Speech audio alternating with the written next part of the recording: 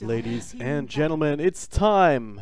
If my Dota would actually load properly. There we go. You can see the draft unfolding before our very eyes. Penta Sports versus Mouse Sports here in the finals of the first phase of the Galaxy Battles EU qualifiers.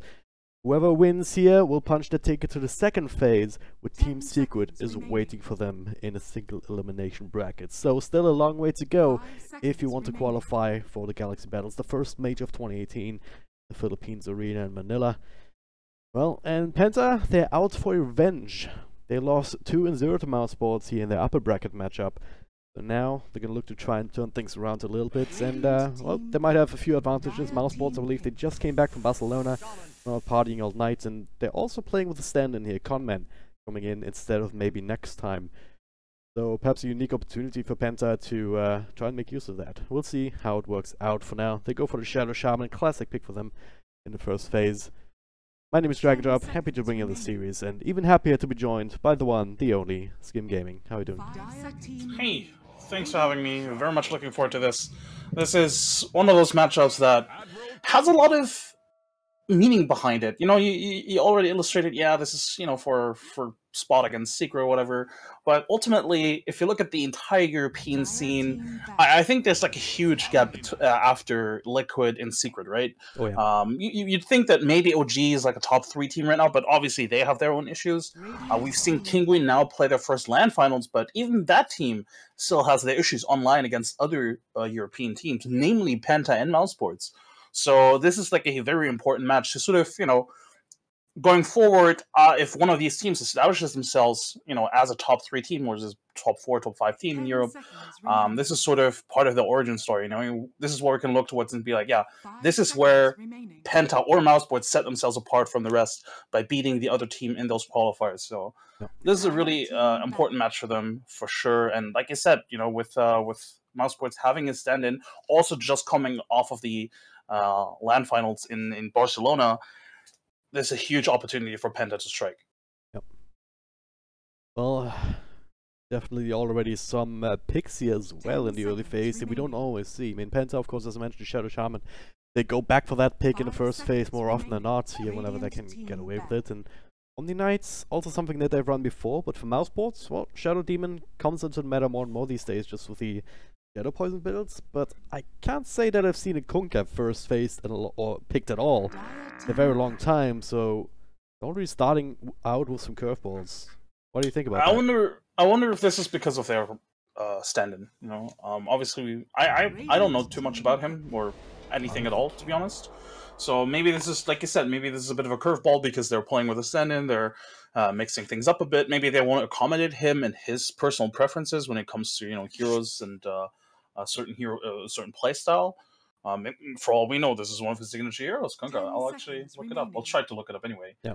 But yeah, this is definitely very unusual. And on the other side, then we have Penta, which, like you already illustrated, you know, Shadow Shaman, definitely one of their favorite heroes, and then Omni Knight, maybe not necessarily their signature hero, but it is sort of like a super meta hero right now. Yeah. We've seen it at the Perfect World Masters over the past couple of days or over the course of the last week, that Omni Knight has become pretty much one of the top picks in the meta right now. It's just a very annoying hero to deal with, very difficult offlane to kill, and he can transition into this sort of like really strong utility core with his GPM and experience talent. And then we also saw, for example, KP from Newbie go back to a Midas in the mid game, you know, because obviously Omni has like, he can farm. He really can farm, but with that Midas and with those talents, he can really rack up items and levels really quickly. So this is a really strong pick. Yep. Also part of this general trend that I'm seeing of offlaners that can be survivable and contest the lane. I was talking to eSkills about it when we casted a couple of games together yesterday, and he said that's very important just because of all of these changes to the offlane, right, that made it so damn difficult for other laners. In conjunction with the changes to jungle, you don't have Iron Talon, you don't have Pullman Shield. Those are items that allowed pretty much everyone to farm out the jungle. That's not possible anymore. So instead, we see heroes like Omni Knight, like Brewmaster, very high very highly picked and banned even. They can either contest the lane, or heroes like Tidehunter, who can still go back into the jungle, farm that one up with their unique skill set. And Beastmaster, actually also one of these heroes that gets banned out more often than gets picked in the first phase, but this time surviving to the second and eventually picked up by Mousesports. yet another example of that. Kind of funny how a hero can go from being one of the most picked and banned heroes in like one event to, oh, we're casually picking him up in the second pick phase, you know? I think this is also part of, because, you know, the meta obviously changes a lot, but then also the teams sort of like change the way they approach the game. It's a bit weird, but at the same time, you know, it's understandable. I mean, if you look at the bans thus far, it's not like there's any unusual ban here. There's like a lot of meta bans. There's a lot of directed bans at specific teams and players as well. So that's just what Dota is right now. There's always going to be one of those really, really strong heroes that are going to make it through to the pool. Yeah. But yeah, I like both teams thus far. You know, Mudsports have a lot of gank potential, obviously with Shadow Demon Kunkka, but also with the Monkey King, Beastmaster, very mobile, very agile. They have a lot of, like, you know, pick-off potential. Penta, obviously, they also have a lot of gank potential, Shadow Shaman, Sand King, PA, but then also have the defensive Omni Knight.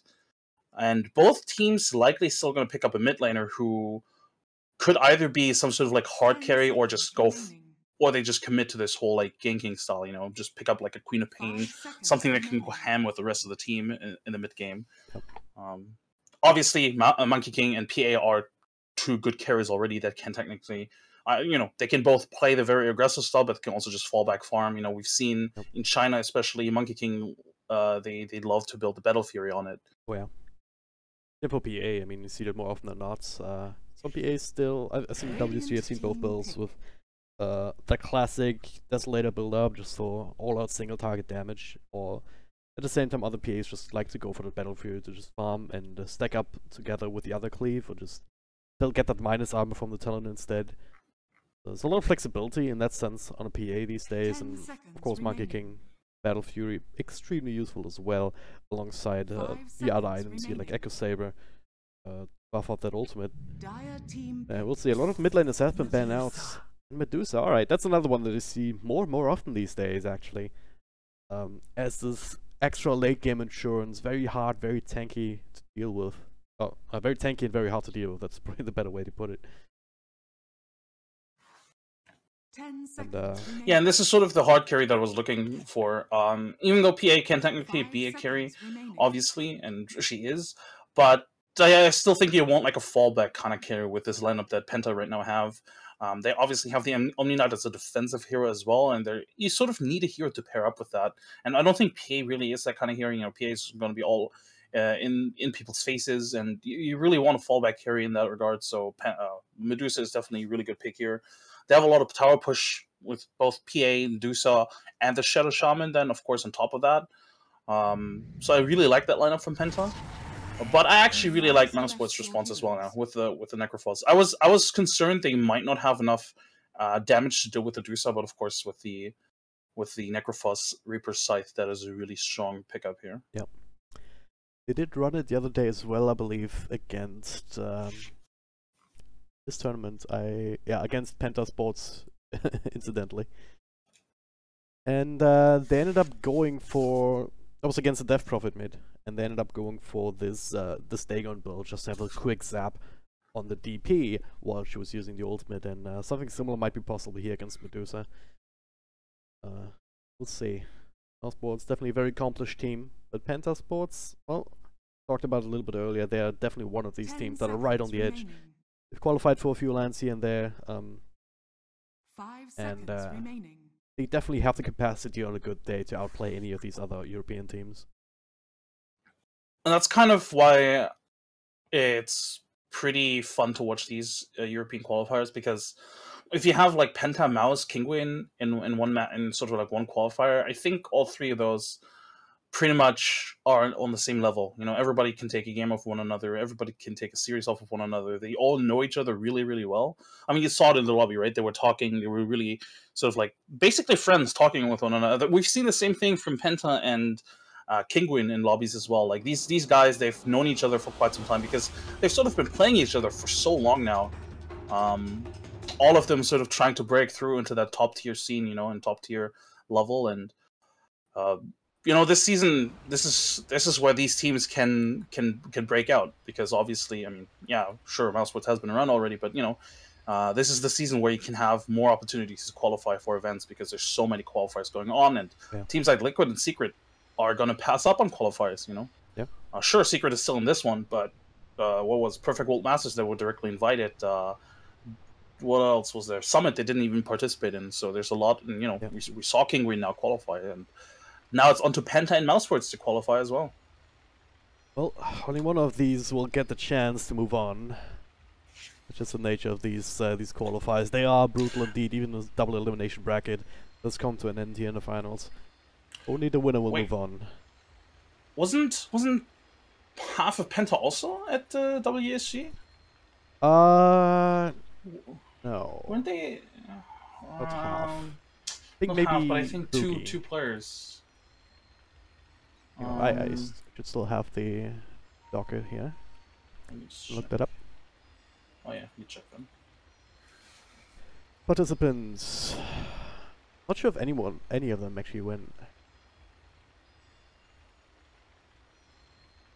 Don't think so. No? Alright. No. I can't see any of their names here.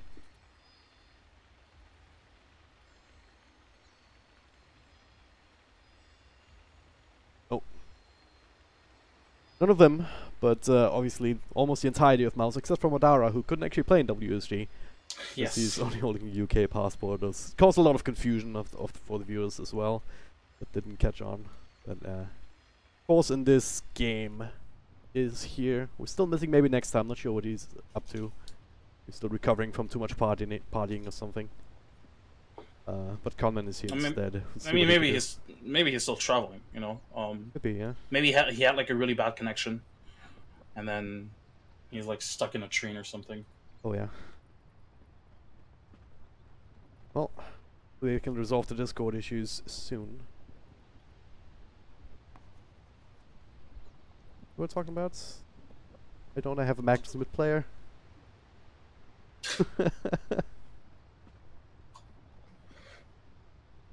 Oh wait, 9.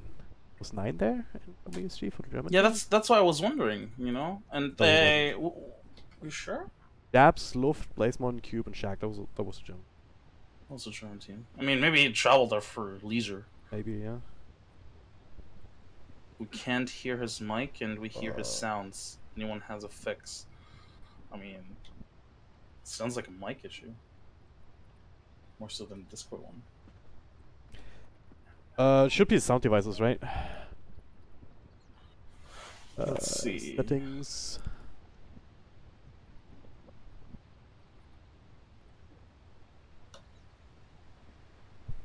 Because then if you, like, I had it set up once with virtual audio cable that what I hear would be then used as mic input essentially. Right. I could basically give sound of a cast to other people that were on a train or something. See, this is why I don't use virtual audio cable. Yeah. That and because I am very much incapable of setting it up. Yeah, I've tried it and I thought it was so confusing. It really is confusing. It's you really need to wrap your head around it at some point because it's kind of mixed around input and output and goes the other way. And but it really boosts your sound quality. Does it? I think it does. If you set up like some filters and whatnot in between. Yeah. I've never done that. Oh, alright. I just use it again to just get the input, what I hear, the audio output as an input into Discord. That was the one use case that I had at one point, but outside of that, didn't really need it. Orange Kid, what? I don't know what they're talking about. Might have to go back to Skype if that doesn't work, or in-game. Oh god, that's the worst. Yeah.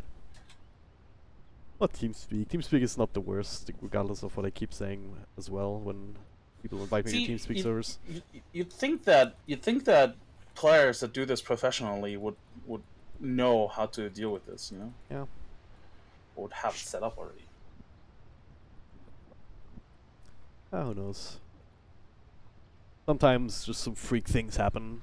that you can't explain just out of nowhere. It happened to me Oh, before as well. Mouse Sports tweeted it out. Maybe next time flight was cancelled. Oh, So wow. he's not even home yet. Damn, that is... That sucks.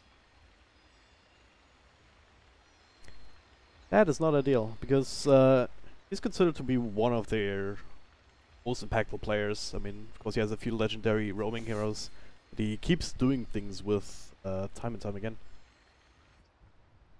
And arguably winning games even. So. Obviously, you never want to have a stand-in because every position is important, every player is important. But you know, losing a support player, especially, and the roaming one as well, who usually early on the roaming ones make a lot of calls. You know, they sort of like direct the pace of the game for like the first 10, 15, 20 minutes. So that sucks a lot, but I'm sure they'll figure it out. I've been told that they've played with Conman before, like he's a friend of theirs. I have no idea who it is. I still haven't found his profile. I knew a guy that also had the same name back in my old days when I was playing a different game, but I'm 100% sure it's not him. Right. That's about my extent. Does sound familiar. Might have seen him in Dota before as well, but I can't quite place him. Alright, while we wait, I'm gonna check the profiles, and let's look at that. Oh, everyone's divine. Damn! All of Penta is actually pretty high up in the leaderboards. Played 3 ranked games. That's as much as I could Oliver. Do. 9 is the 3rd highest in the leaderboards in Europe. Right after Mind Control and Matumba. Mind Control and Miracle, I think. 9's a pretty good player, can I say. Who's Oliver for that matter? Maybe just hasn't played enough CK yet. CK mid or whatever he does in pubs, I don't know.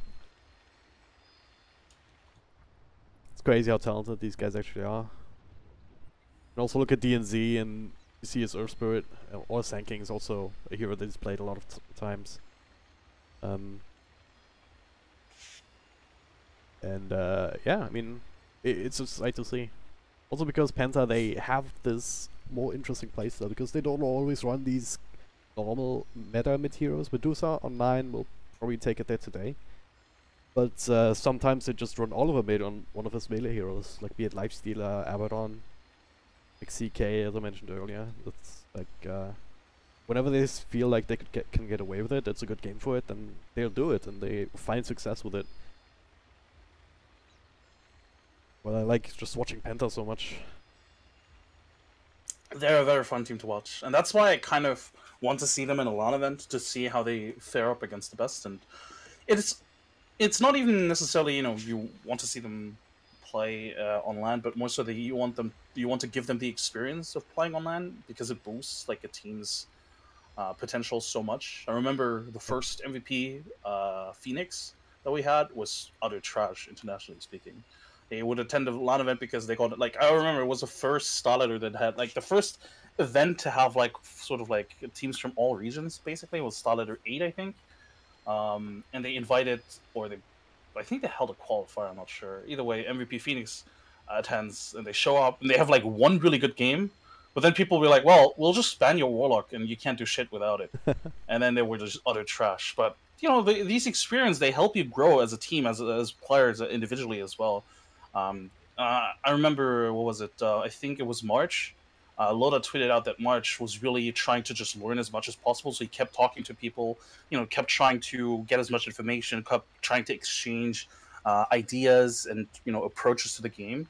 And I mean, we know where that MVP story ended. They made top 8 and top 6 at TI. So hopefully this is going to be the same with Kinguin now that they've been at Perfect World Masters.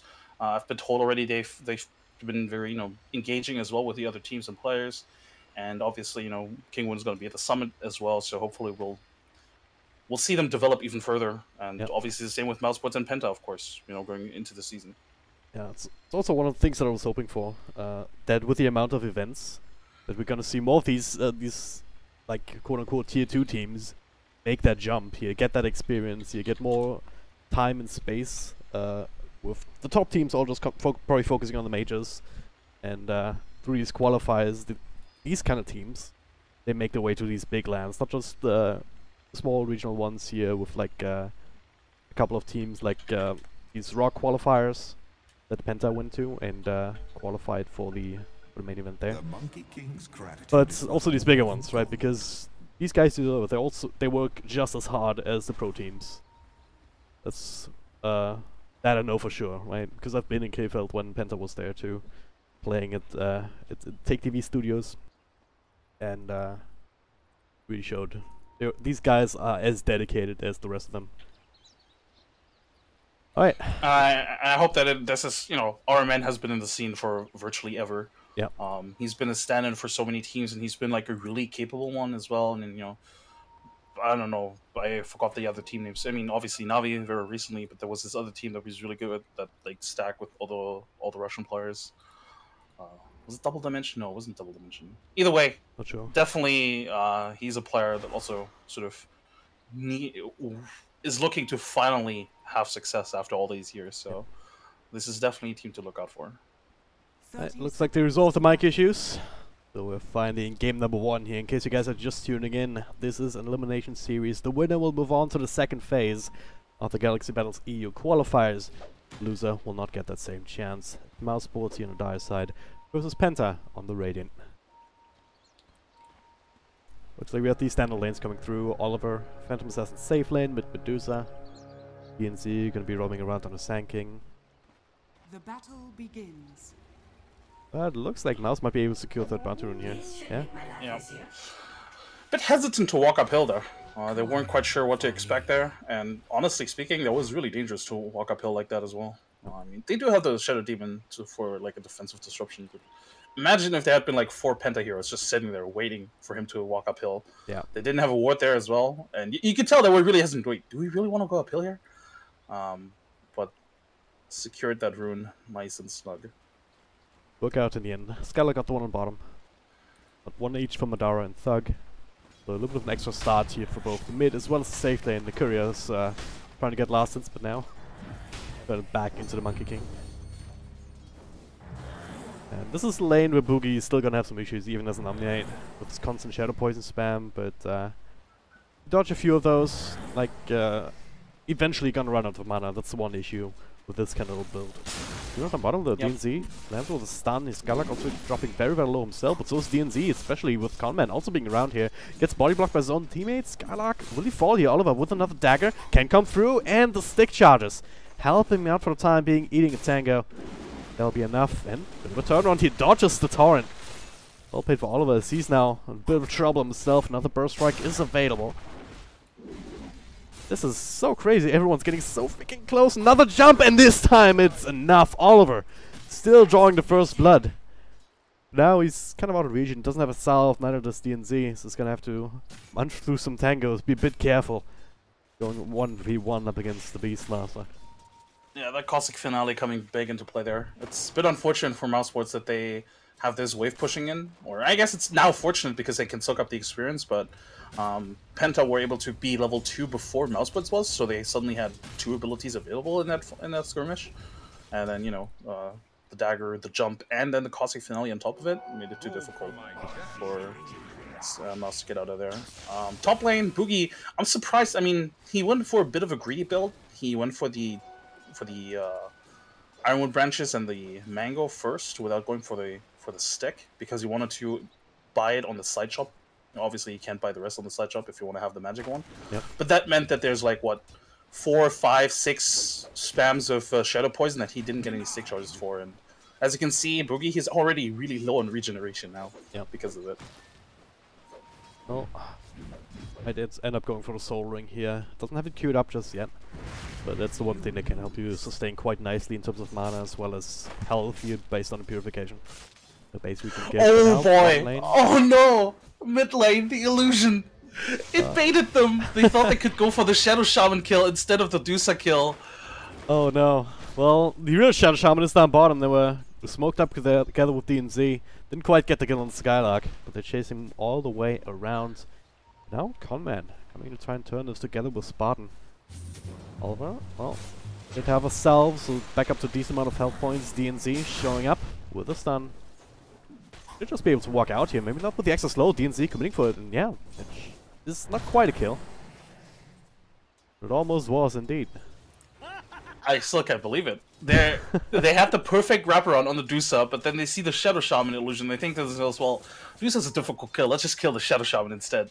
But it's a goddamn illusion. Bad man. Bottom lane, the tussle still continues here. Get rid of all of the trees, so no more juking. Gonna have to take a fight. Disruption into Torrent here onto Armin. Skylark with the right click. Nice little burst strike though. The turn is around straight onto Spartan. No defensive utility for him. He'll be right click down. Meanwhile, the shackles onto Kunkka keeps him away here with the axe. Armin should still end up falling here, but at what cost? Oliver does have another dagger in a second.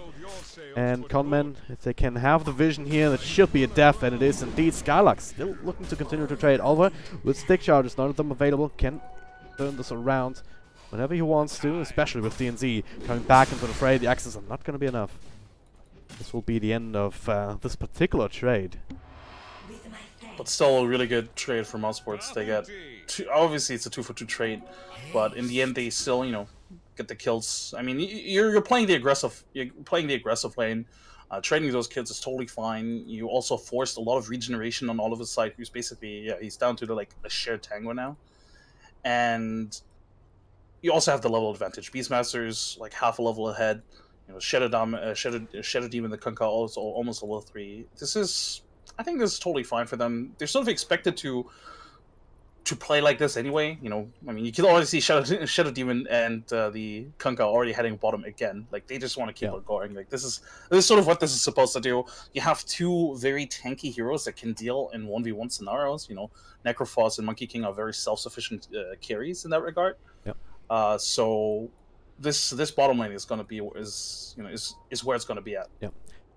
And that kind of makes sure that regardless of how this bottom lane goes, I mean, right now they're kind of traded even, you could say, right, with kills back and forth. They haven't really killed Oliver, and he's actually gotten 3 kills, which is not exactly ideal.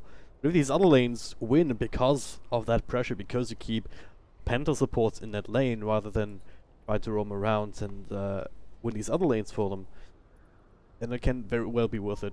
I mean, talking about Thug right now, he's actually losing in terms of CS up against 9 though, so that math might not be completely working out. At the same time, Madara up top, he is sitting at 30 CS, but he alone can't really zone out Omni Knight now, can he?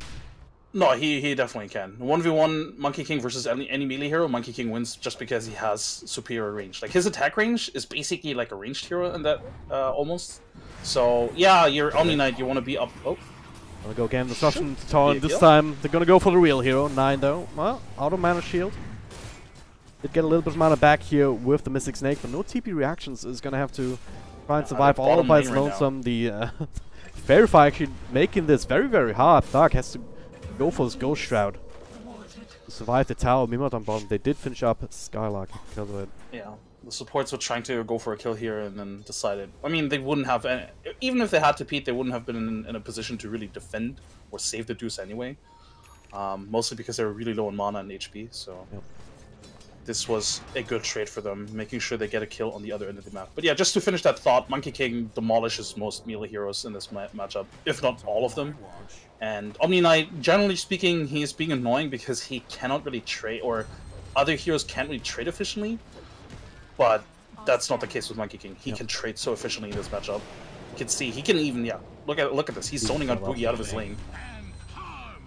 Well, at least he's still getting experience. On bottom, they're gonna go again on Skylark.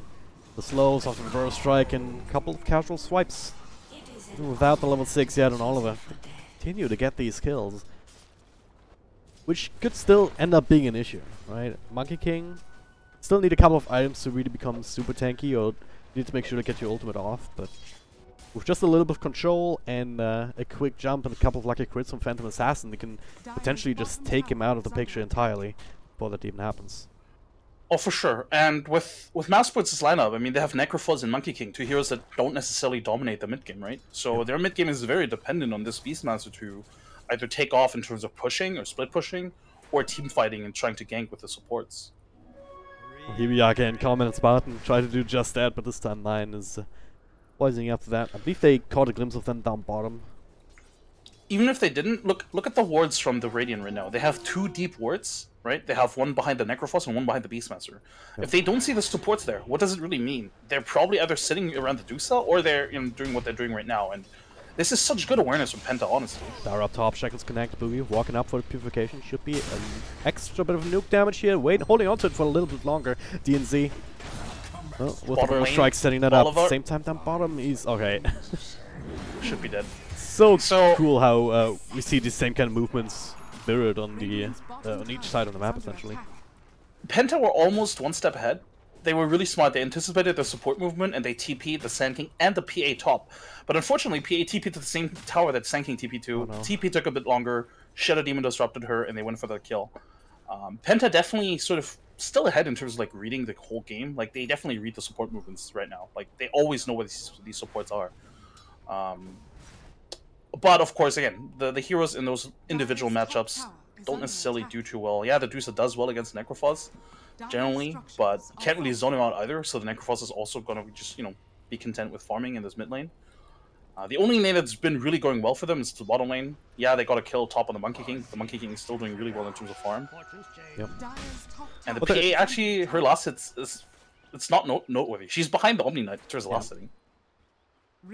Kills kind of make up for that to some degree. If you look at the net worth, it's actually just below the Monkey King. So that sense it's not the end of the world. And if you end up going for that Battle Fury build, you also have an ability to farm. At the same time, you also have the Medusa on the field who naturally just soaks up a lot of that farm. Okay, gets the roar off here. Armin is there already used. A couple of his spells. Oliver will be able to finish up the kill regardless. DNZ only with the stun onto the Shadow Demon. But him, Kongman, Thug also making a rotation here. They want some revenge onto Oliver. They miss up the axe, but they're still gonna get the scythe off. Nothing DNZ can do about it, even with the burst strike. Ends up being a one-form trade again, but this time a bit of a bigger commitment. 9 continue to take over mid lane. And can do a little bit of damage here before Thug gets back to the tower. Nothing too noteworthy though. A really important kill for them. It gives them that important kill on the PA, like you mentioned, you know, second highest in net worth. Gives it to Thug as well, which is really important for him because, as we noted, he didn't really, he definitely didn't won the mid lane, so this is really important for him. Takes the PA off of the map, which gives them more room bottom lane as well in terms of farm. And of course, the levels are really important for the supports because they've been struggling a lot. I mean, they had a really good start, and then they sort of, you know, they were sitting mid trying to find a kill the entire time, but were unable to do so. So they've been behind in terms of level now. Oh man, just continuing to threaten here. This time the X-Men Taunt will work. Madara, he's the one making a rotation now with the Wukan command, but DNZ coming in with the Epicenter does have another burst strike. Can they try and trade here? Doesn't really look like it. Boogie mashing the rotation too, throws down his own ultimate to make give them the ability to just walk out of that now. Turning into stone is Shadow Demon 9, dropping so low, but damn, how just starting to drop like flies inside of Penta. Once again, DNZ with another burst strike into Shackles. They will find Madara return. Skylark might be in trouble as well, but not before he gets himself yet another kill. A bit of a bloodbath here. DNZ not getting caught up by the taunt, but a stump will find him from the center. Pretty lucky creep here that Skylark ended up getting with that extra cast. All of a sudden, almost all heroes in this bottom lane. And Mousesports for the decisive victory. For sure. This is a bit sloppy decision making from Penta, I think. They lost the PA almost immediately. Oh, what was it? PA? Yeah, it was a PA. They almost lost her immediately, and then they still decided to take the fight, you know, with the epicenter being channeled up. They had to walk into that fight, so it was a bit awkward. And their lineup doesn't fight that well early on. Dusa can throw out a Stone Gaze, but her damage is basically negligible. The Omni Knight, yeah, that's nice. He has a bit heal, but that's basically it. They basically got out-sustained by Mousesports, who were able to spam spells. You know, Wild Axis being thrown around, the Shadow Poison being thrown around, and obviously Mousesports is also super tanky. And Penta doesn't necessarily have that high burst damage without the PA right now.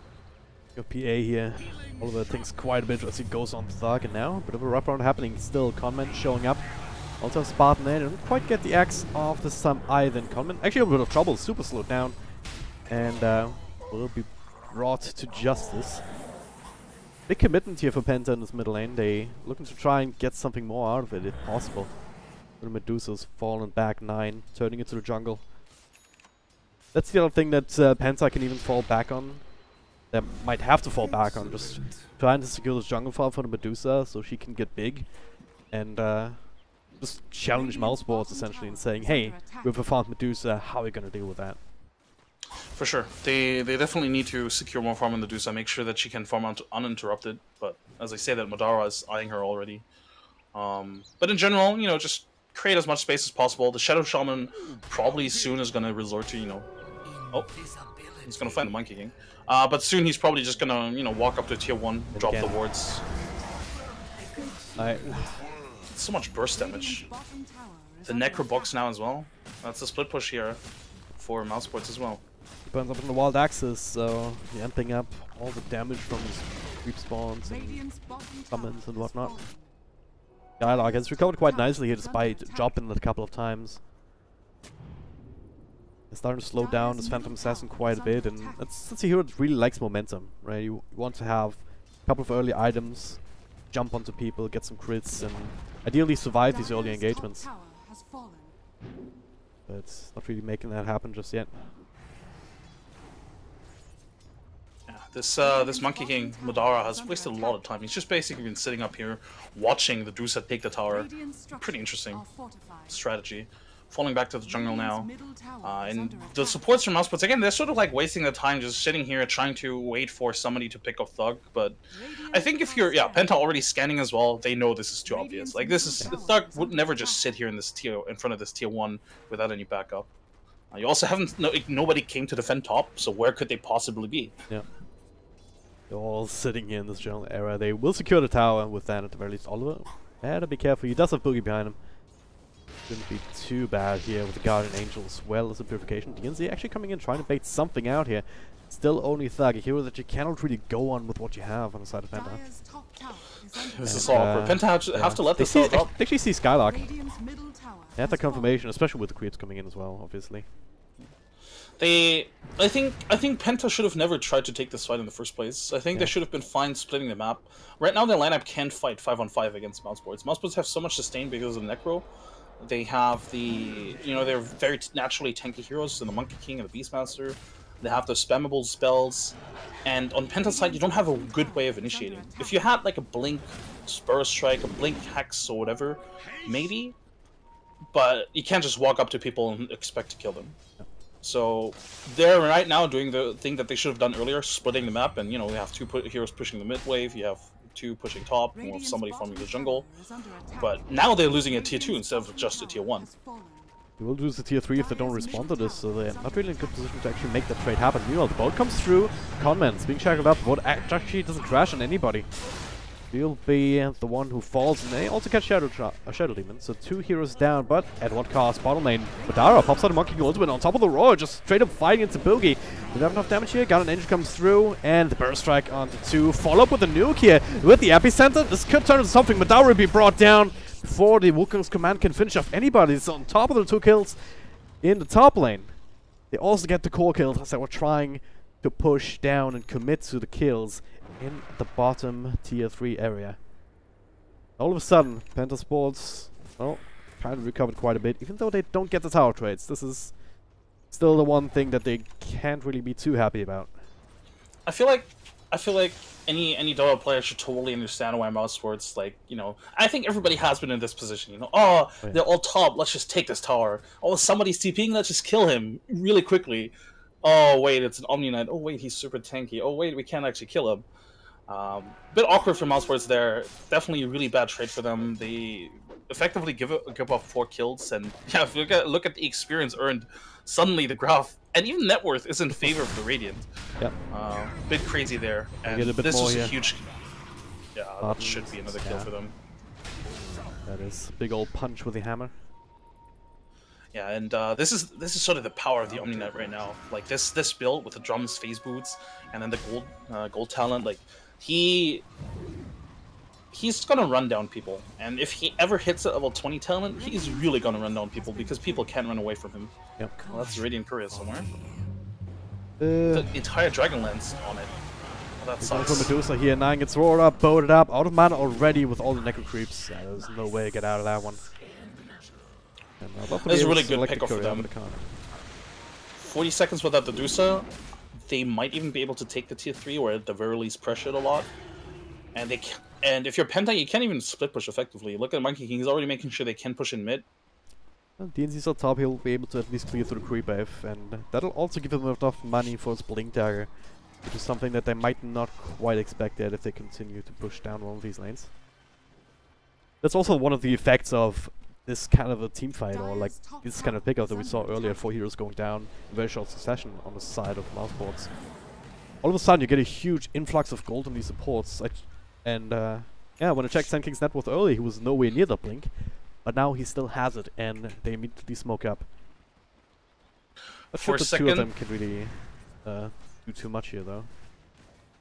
I saw a Claymore on Madara, and for a second I thought he forgot that he can't build Battle Fury anymore with Claymore. Top lane, they have a committed. Thug, they have the shackles, they have the hacks, so no ghost shot, no anything. Both of these ultimates committed. Also able to secure the kill. TP will be cancelled on the Shadow Shaman. I won't get away with this for free. That's for damn sure. D&D? Nice little burst strike out though, actually. He still has a blink as well as a TP. It's actually up to go for the blink. Just gets it out of the torrent just half a second too late. I believe the Beastmaster just made sure that he gets away there. Ah, never mind. Boundless Strike wasn't cold anyway. Yep. But yeah. Now the Dire Courier dies? How? I don't know. Unfortunately, the hotkey still doesn't work, so... I'm so tilted by that, honestly. Like, yeah, why? It's so random that the spectator hotkey doesn't work anymore for Korea. Anyway, it's a good pickoff for Penta. They only committed 2 supports for that kill onto the Thug to make sure they delay his Radiance for a little bit. They obviously, you know, also buy themselves a lot of time, and effectively this is what Penta has to do. They just need to buy themselves, or they need to buy the do some more time. And kills like that are certainly very important, but Mouseboards now currently going for Roshan, something that Penta cannot contest. They might realize that this is going on, especially if they figure out that no one's coming to defend this bottom lane. But they're actually grouping up for smoke, but it's already too late. Well, they are grouping up, don't know if they even have a smoke right now. Our man has one. They do have a smoke on our man now, but they might just posture themselves around this tower, trying to pick off anybody that's coming to defend. But look at the Dire scan. Perfectly read by Mouseboards. They know that they're just sitting here in the jungle. Oh. Look at the tower here. They will exchange for tier 1 top at the very least. And would they go like Beastmaster on your team? Could even decide to go further, but as I say, that Skylark, he actually was the one to make the rotation down bottom. Throw the axes, but he stays all alone here. DNZ still has a blink dagger to get close. Stay very far behind there. This is not good for Penta. They're taking these trades, but they're not even efficient trades. Oh, maybe if they kill Skylark, that could be good. We'll find him in the end. Hex to follow. Nice little stomp from the center though, but all of us there to finish the job. Fuck, making the TP in. Trying to take over now. Everyone else TPing back. Comment to the shrine here. Shrine doesn't settle. The axe not going to work on Taboogie as he throws on the repel. Madara thinking about the ultimate. With Penta trying to dodge out. Our man looks like he might be sacrificed here, spamming a couple of spells. Try and slow them down if nothing else. But the roar here cancels PA's teleport. They see Oliver on the low ground, and well, unless he can somehow find the crits of life, then doesn't even have lifesteal, so it doesn't even matter. He will fall on top of the TPing out right next to them? Pretty much. I think, yeah, he was just standing there, and TP's on cooldown. Yeah, he tries to make it out. Our man creating chaos, but Miles is a little bit too, yeah, a little bit too buff for that. Good decision making from Mouseboards, I suppose. Trying to go for that kill. Not sure they needed that buyback. Oh, actually, that buyback was still pretty good. They definitely needed the roar. Overall, I'm not sure if they can get anything out of it. Maybe the mid tower, but they're not really in a super good position for it right now. And by the time they get there, the PA is going to be back. So, a bit unfortunate for them, because if you commit a buyback like that, you don't really want only that kill. You want something more out of it. Yep. If they get Dusa here now, that could be huge. Or that would be huge. 9 with all that's continually farming up at the top of the net chart. Does have help from Boogie and repel TP. That is something that they cannot deal with. Not just yet anyway, until Madara maybe gets something like a basher if he wants to. Now he's working on the Desolator and the Silver Edge. Is that the Monkey King build these days? It's a very not necessarily European, but Western Monkey King build. The Shadow Blade into Desolator into whatever. Very, very Western. The Chinese stuff, or the Asians definitely, or actually mostly Chinese, they definitely prefer the Battle Fury, but it's not a bad build. Certainly more burst damage. but obviously fall behind in farm. Oh, Epicenter being channeled up. They're looking for Thug in mid. Blink. Burst strike. All of us there with the extra crits here and the nukes. No terminal potential until, even with the boats. Maybe Thug stays alive just a little bit longer there. Can get the Ghost Shot stick charges off, but... Well, I think this is the most efficient Sand King play I've seen in a while. Because you don't even see that many epicenters from Sand Kings these days. Oh, Spartan finds the Shadow Shaman. and does have a couple of teammates here. Comment though, he's in this, sitting in the middle of that. Doesn't have the boat. Does have a couple of axes and foreign support if he wants to. Madara. First struck up. There's the roar. Actually, in the backlines, got an Angel already came out on a couple of heroes. Plus 9 now with his own ultimates. It's just burst down Skarlag as well as his creeps. Towers already fallen to the Serpent Wards. That'll be the end of that, but DNZ looking for more here. The Torrent coming through. That'll delay that, but Spartan, well, keeps himself in that area with the disruption. It was a bit of a panic mode, miscommunication. He will still fall. And out of 1 kill, make 3. Why the hell not? Get another tower on top. Penta getting themselves in a very good position this game overall. 6k net worth advantage. Alright, might find him the X self-casted here onto Konka to make sure to get a safe Torrent off. Dire's middle tower is under attack. They get the tower, and they should be able to make the retreat happen here if they don't panic.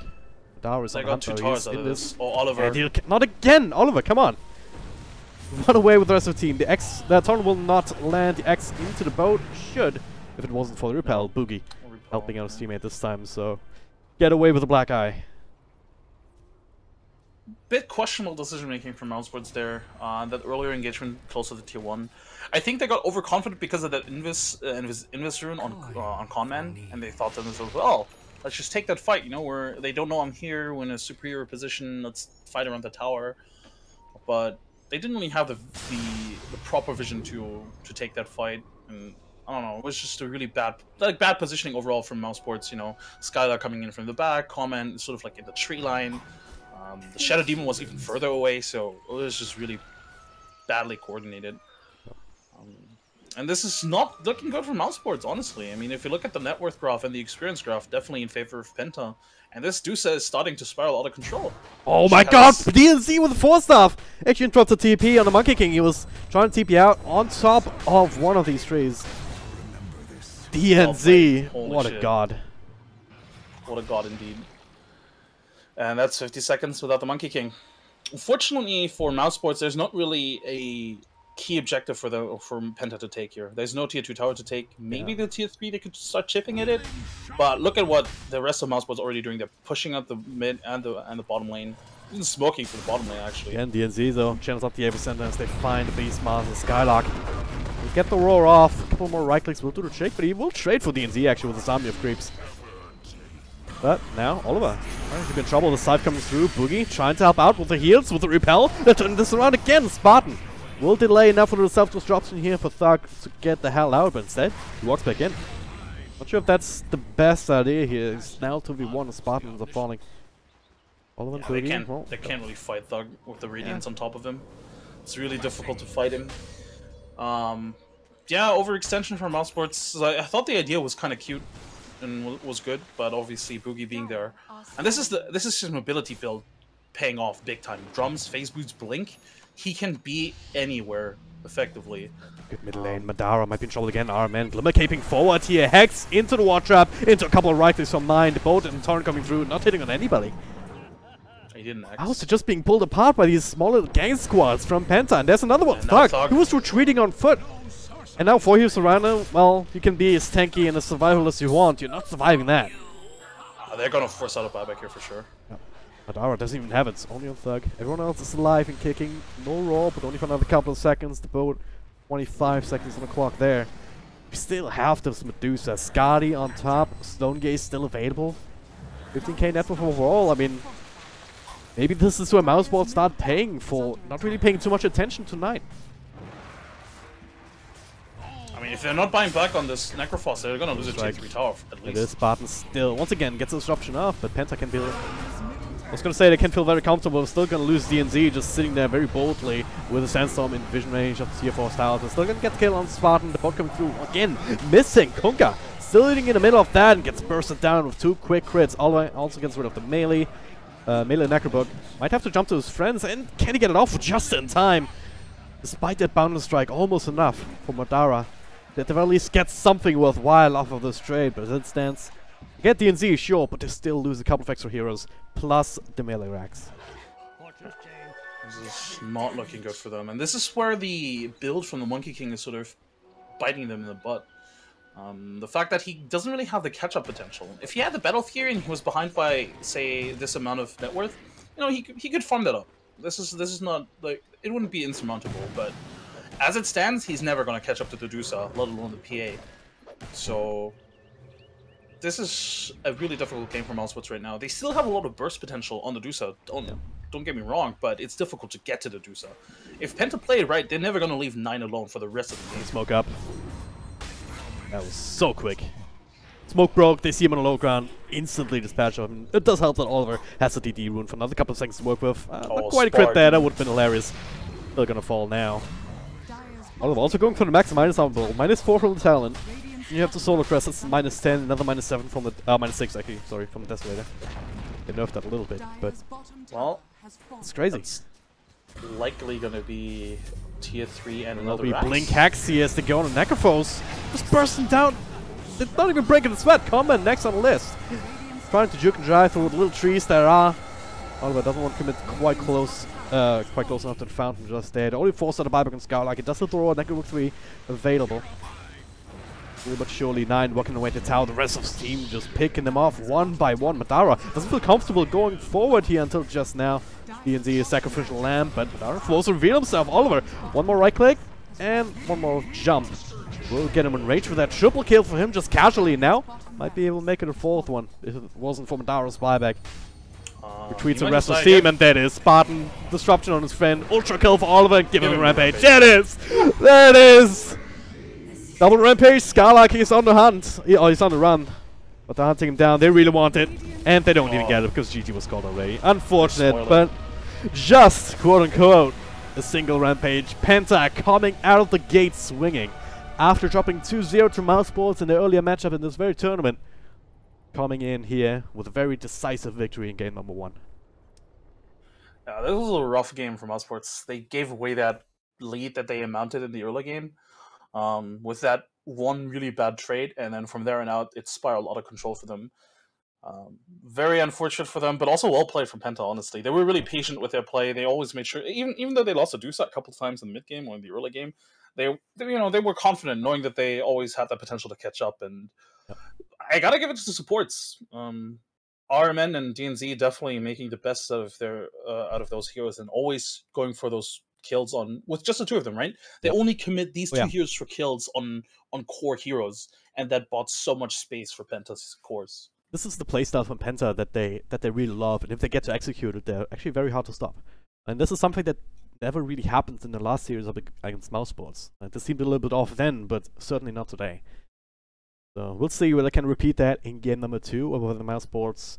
Maybe it's just like growing pains. You need a game to just get back into the groove after just coming back home, playing with a stand-in. Right, all of these factors can definitely affect your game, but well, they're an experienced team. No one can say they aren't. So they should know how to deal with that. Reset for game 2. Come back with a new draft. And one last chance here to tie the series and actually make it further in the Galaxy Battles EU qualifiers. We'll see what happens in just a couple of moments. Don't go too far away.